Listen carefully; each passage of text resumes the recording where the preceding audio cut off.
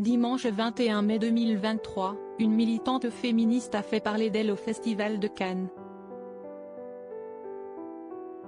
Cette dernière a quelque peu perturbé le cours de la 76e cérémonie en se déversant sur la tête du faux sang sur le tapis rouge. Ce que l'on sait de ce couac lors de la montée de marche. Chaque année, des militants tentent d'interrompre la cérémonie du Festival de Cannes. Et cette 76e édition ne fait pas exception à la règle. Pour le buzz, certains sont prêts à toutes les excentricités pour se démarquer.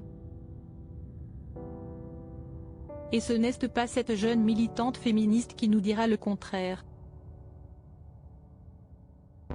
Ce dimanche 21 mai, une femme vêtue d'une robe aux couleurs de l'Ukraine s'est incrustée sur le tapis rouge quelques minutes avant la projection hors compétition du film Acide signé Just Filippo.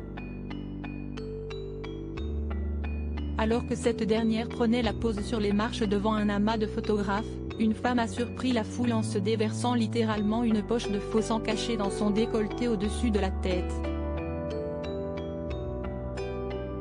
De quoi désarçonner le public avant d'être immédiatement évacué par la sécurité.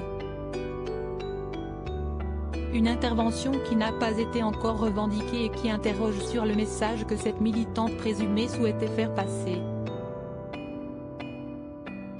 Une intervention supplémentaire au Festival de Cannes et cette 76e édition du Festival de Cannes ne manque pas de coups d'éclat.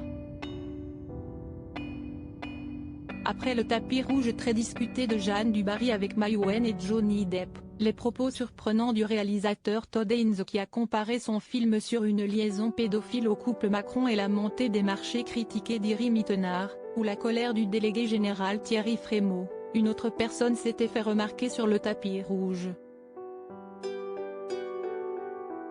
En effet, une militante féministe s'est introduite pour la seconde fois parmi les invités prestigieux du festival ce mercredi 17 mai. Affublée d'une robe qui laissait entrevoir un faux ventre de femme enceinte, elle a rapidement été rattrapée par la sécurité. Instigée par l'association féministe Radical Scum, cette opération coup de poing devait sensibiliser contre la GPA, gestation pour autrui, qui selon elle, cautionnerait l'exploitation des femmes. L'année passée, cette dernière avait déjà tenté d'interrompre la cérémonie pour dénoncer les abus sexuels commis par les forces russes sur les Ukrainiennes.